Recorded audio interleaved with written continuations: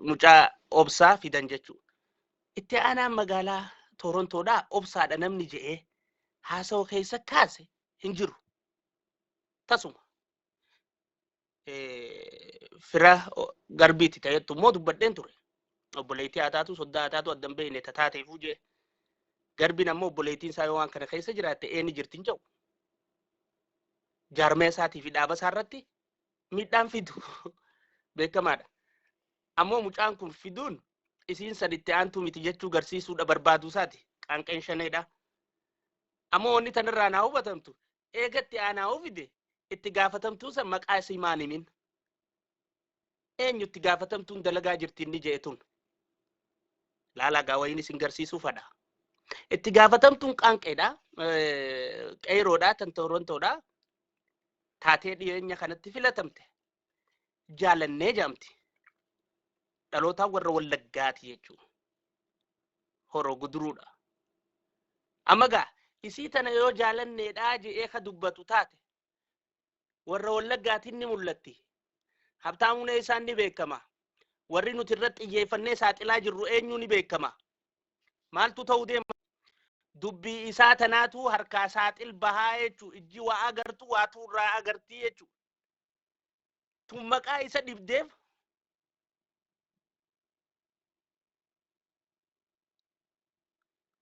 maqaa isii dhibdeef ta'uu mala. Tun maqaa isii dhibdeef maqaan isii zaytunee ta'uu mala. Namni gaa magaalaa tana keessatti maqaa lamaa sadii qaba. Kan nuti itti beeynuun ammoo jaalanneedha akkumaan jeef. Yoo maqaa isii kana ka tuqu taate, ka dirree baasu taate, isiin tun eenyummaan isii duraa saaxilamti. Habtaamuun eenyuun ni beekama warra isaati. Maaliif waan kanaaf akkana quuqamee deemee annis ni mul'atti jechuudha. Tanaaf isii san maqaa dirree baasuun barbaadini jechuudha qaanqeen shaneedha. Walumaa galattuu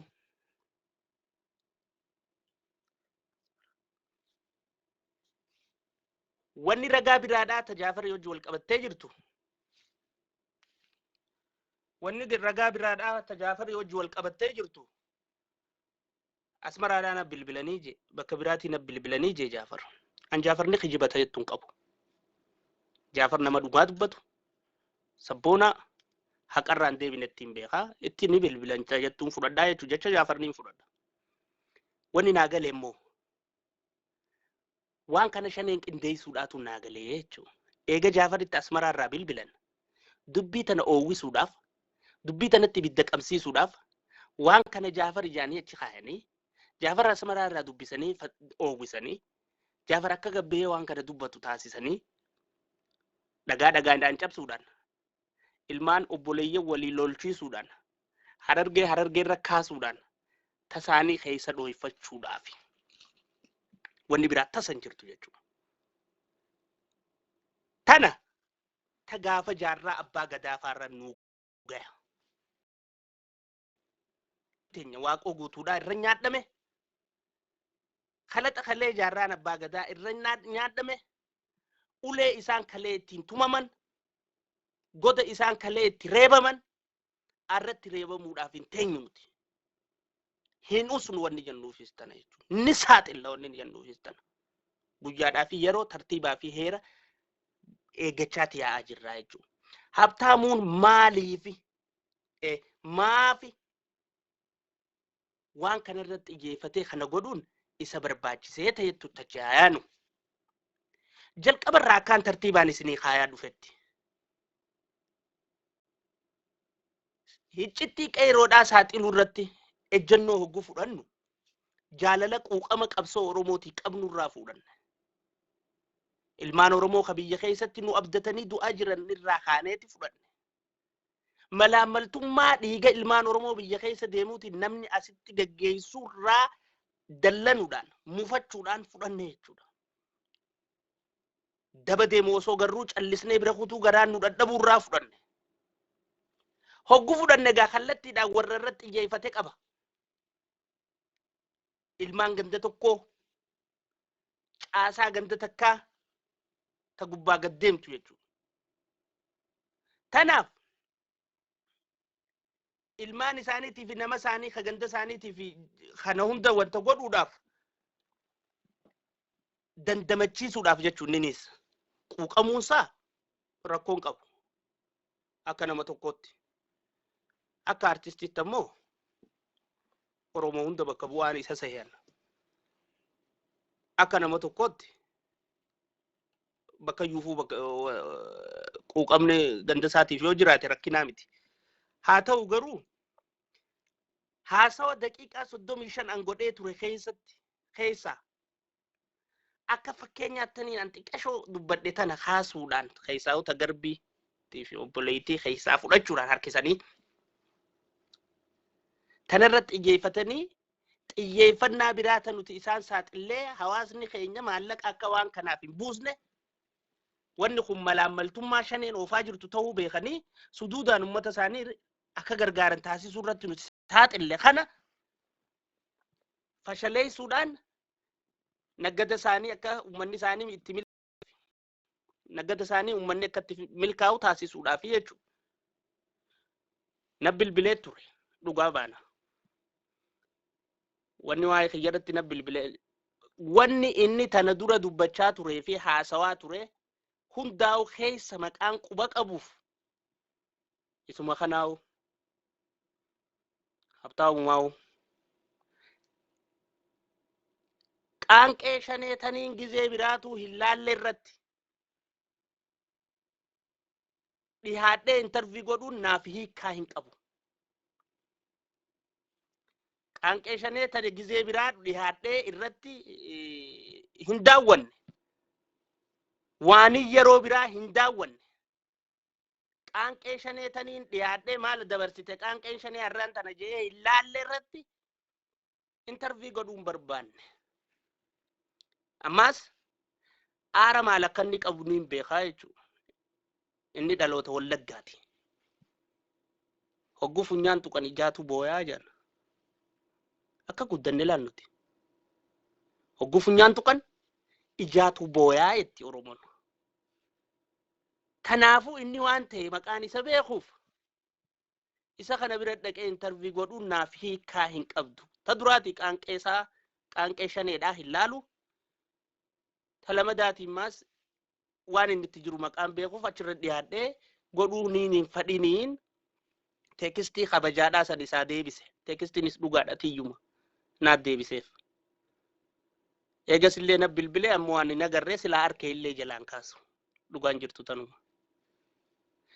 Duuba gaa walii galattu wanni isa kana abuursisee yaachisee rakkisee haasawu guddaa deemurraa namni haasawu kana haasawee gaaga'ama guddaa kana uumaa jiru hangaasaadha jechuudhaan hangaasa irratti xiyyeeffatanii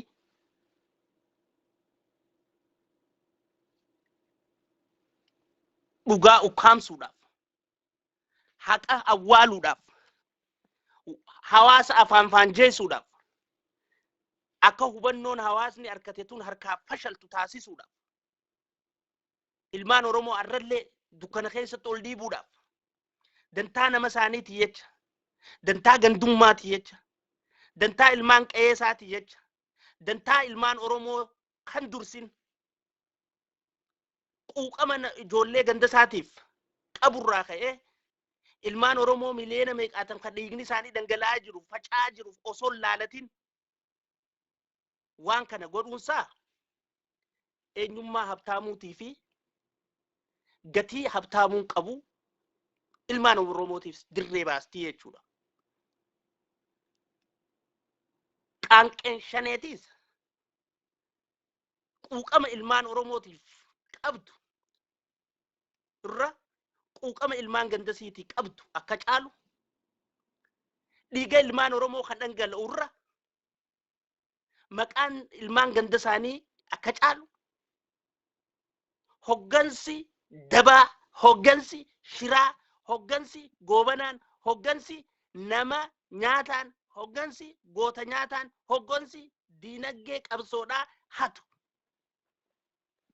hoggansi qabsoo Oromoo gurguratu namoonni gandasaa ilmaan Oromoo miliyoona meeqarra caalee jechuudha.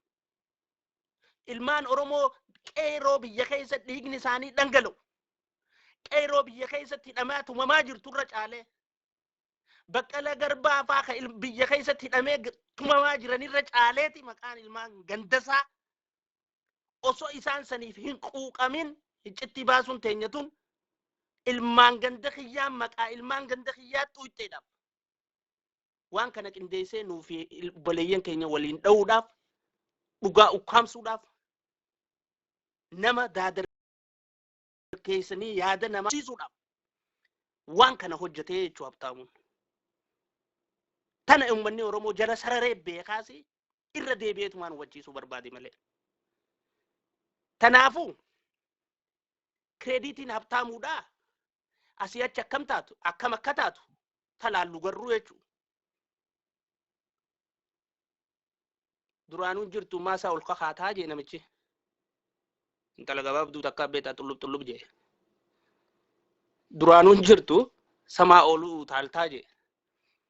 Mukan beeyne fittiin tuqu namni.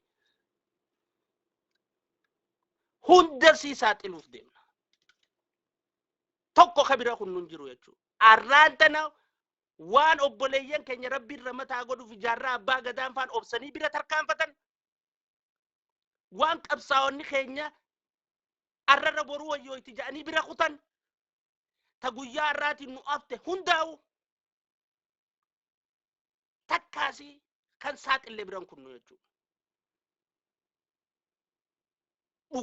Daandii haqaatii fi dhugaa ta malaamaltummaarraa qulqullooyte hoggansa gandummaarraa walaboome qabsoo tokkummaan Oromoodhaa keessatti calaqqistu hoggansa ilmaan naannoon Oromiyaa hundi keessatti farqu kabararraa baratti osoo hin ta'in guyyarraa guyyatti if dura tarkaanfatu jaarmee qancaraa bakka taa'ee ilmaan if jala nyaatu osoo hin ta'in jaarmee guddatee ilmaan isaa guddisu jaarmee tarkaanfataa furguu kalafasaa bilisoomsuudhaaf lolu san uummachuun nurra dirqamaa jechuudha. If boodatti hin dachaa lubbuu teenyatti wareeguudhaaf qophoofnee jirraa jechuudha. Amma booda odaa tasee jetta hoggansa shanee keessa jiran hundaa'u tokko isaaniitiin shiraa fi daba isaan hojjechaa jiran hundaa'u tartiibaan gabbaasuu teenyaa jechuudha. Akkana baaltook qofarraa haasoinee usuun teenya. Gana televizyiina uummannee gabba'uu teenya. Laaftumuuf waan akka Habtaamuun uumee deddeemuun tana qaanqee shanee tana uumuudhaaf guyyaa nutti hin fudhatumti. Guyyaa alhamdulillahi rabbil aalamiin dalagannee qabna. Alhamdulillahi rabbil aalamiin fayya qabna. Alhamdulillahi rabbil aalamiin ummata keenya qabna. Alhamdulillahi rabbil aalamiin lammii teenya qabna taarra ija banatte. Ummata keenya qabna kaarra guurii gurraa baate. Nama keenya qabna kaarra if jala deemu. Nama jala deemuu dhiisee nama keenya qabna kaarra wal qusatu. Walirra bobba'uu dhiisee nama keenya qabna kaarra walii hodootu. Ka walii laalatu, ka wal jaalatu, ka walii quuqamu. Akka kaleetti walirra nu buusuun ilmaan Harargeedhaa tasa qaanqee shaneetiin yaadamteetis galman geessu shanee fi shanee lalistootaanis hin milkaa'anii jechuu tanatti. Tun tan duriin adda. Bara 1990 takkarraa qabsoo shaneedhaa eegalle nuti arraa miti ka eegalle. Gaaratti seenne itti madooyne itti hidhamne shanee keessaa yaane nuti. Akkanuma lafaa kaaneeti miti. Urmii teenya guutuudha waan tana sirreessu irratti qabsaawaa turre jechuudha. Guyyaan gahee jira guyyaan arra gabbaanu. Guyyaan gahee jira guyyaan arraan tana eenyummaa keenyaan kaanee mataa keenyaan falmannu. Guyyaan gahee jira kaniifi wal qabannee if dura tarkaanfannu.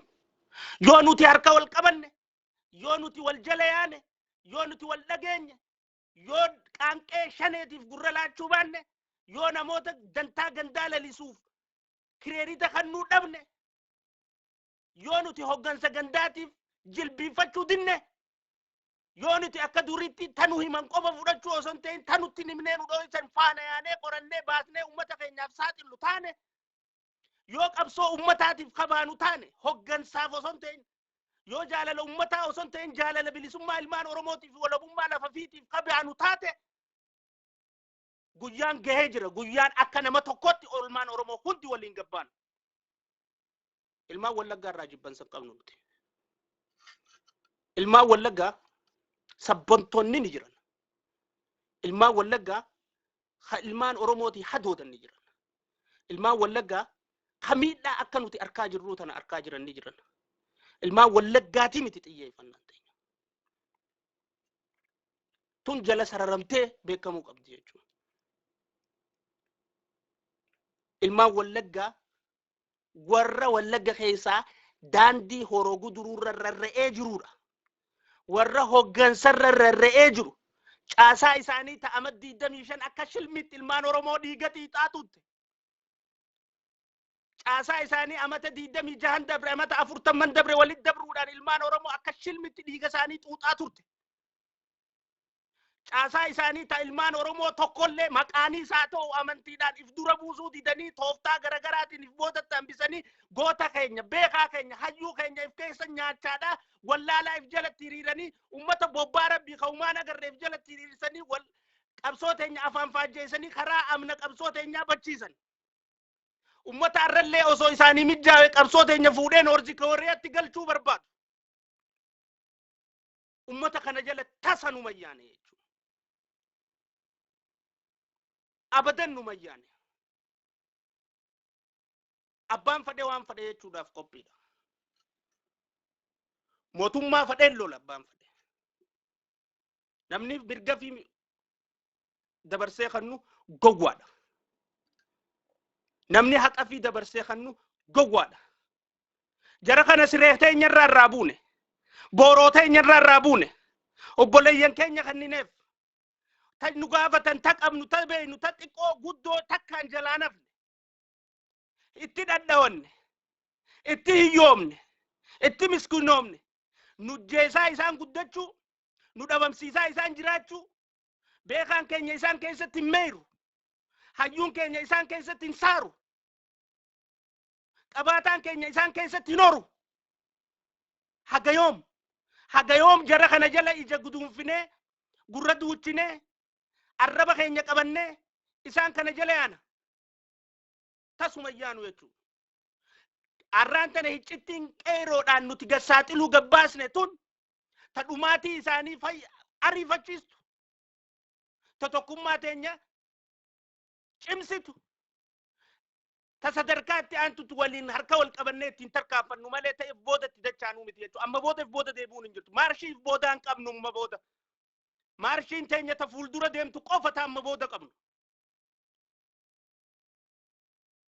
maarshiif booda deemtu hin qabnu amma booda if duraa fi if dura qofa ka tarkaanfannu jechuudha qabsoo teenya wal qabannee ka tarkaanfannu jechuudha tana keessatti namoonni isaanii walitti hidhata qaban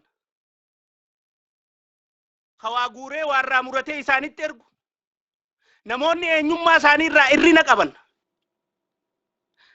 ka oromoon akka bilisoomtuun barbaannee dhokatee nu keessa taa'u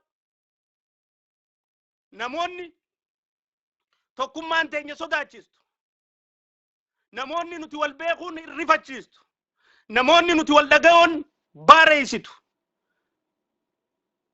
hundinuu qaanqee shaneerra dhaqee yaada isaa kannachuu ni danda'a jechuudha sodaa isaanii hin qabnuuti tasuma haleen arraa miti waan arra godhuu qabnu boruuf hin dabarsinu arra boruu wayyoo itti jennee callisnee hiyyaanu tanaafuu obboleeyyan kiyya ko oromoo ka as keessa jirtan hundinuu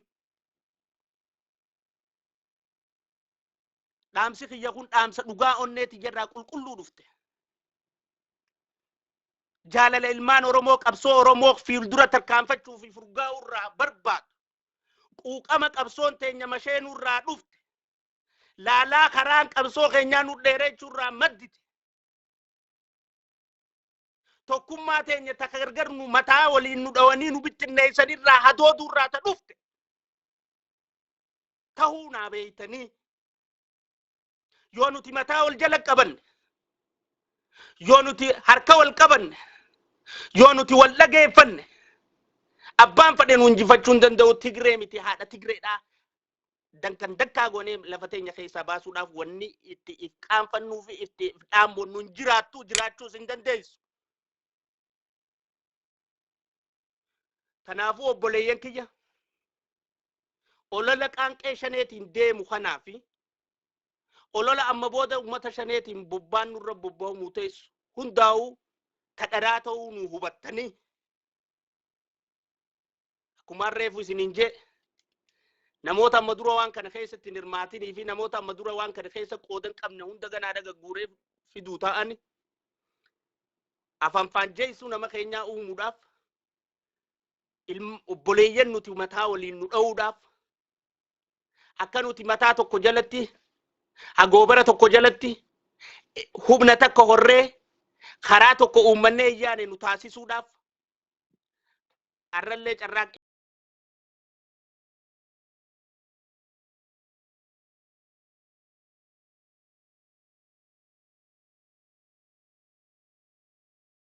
arrallee carraaqqiin isaan godhan guddaadha jechuudha. Kanaafuu olola deemu kanaaf gurra kan kennine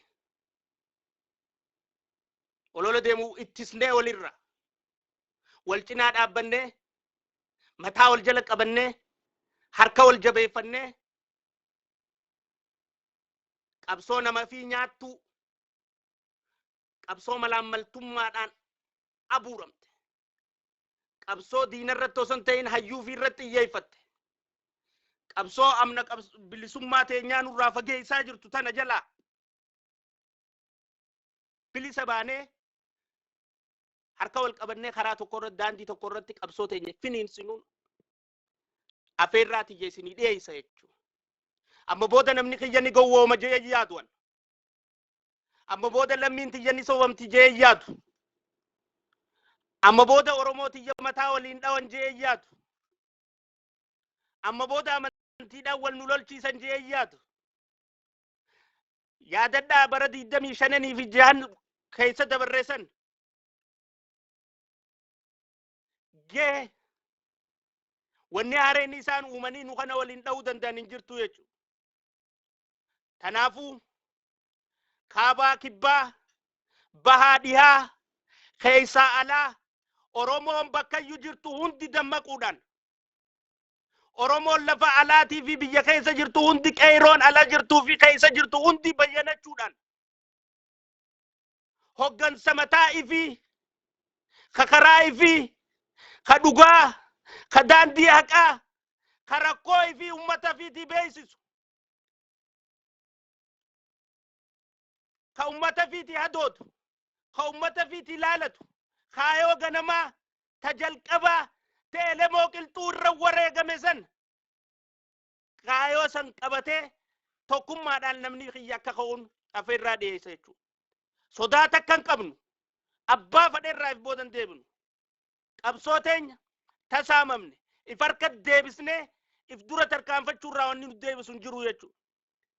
Qaanqeen shaneetis haga feete facaatuu ilmaan shaneetis haga fadhe shanee lalisuudhaaf tattaafatanuu abbaan irree ummata qabsoon ta ummataati kaayoo adda bilisummaa Oromoodhaa qulqulluudha warra kaayoo jallisuutu kaayoo tanarra taa'u jira ejjennoon adda bilisummaa Oromoo qulqulluudha warra kaayoo tana hatee kaayoo tanaan naggada mataa fi oofuutu irra taa'u jira ilmaan Oromoo tana beekee karaa isaa mijjaa'u irratti karaa isaa tolu irratti qabsoo fi finiinsutti akka ka'u akka kalee akkan taane abdii guutuun irraa qaba. Tanumaan lammiiti jetti hangaa sagantaa itti aantutti walitti dachaanuu amma booda if booda deebi'uun hin jirtu jennee jirra. As keessaa qofa haasa'uu osoo hin ta'in viidiyoodhaan sagantaa TVtiin ifa baanee rakkina nama keenyaa qabatamaa wajjin dhiyeessaa yaa'uudhaaf kurfii teenya xumurachaa jirra. Lammiin tiyya bayyanattee jirti hubattee jirti akka kaleen nama kiyyaa waliin dha'uun hin danda'amu.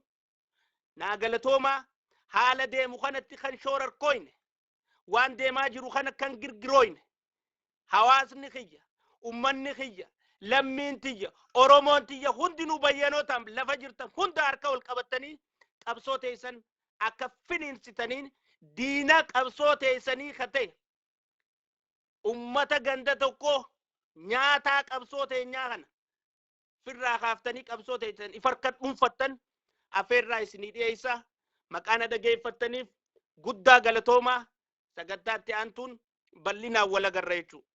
Galatooma haqni ka ilmaan oromooti dhugaadhaa fi haqa qofaan bilisoomuu dandeenya. Sobni nu oolcha malee nun bulchu cubbuudhaan karaa qabsoo firratti hin dheereessinu hoggansaaf dhaabbannee qabsoo ilmaan oromoodhaa karaa wallaalchisnu hoggansaaf tumsinee haqa ilmaan oromoodhaa hin dhooysinu lammiifitiif yoomiyyuu hadoodurraa if boodan dachaanu jechuudha. Hoggansarra ilmaan oromoo caala hoggansarra kaayoo caala kaayoof dhaabbanne ilmaan oromootiif dhaabbanne naa galatooma jiraadha.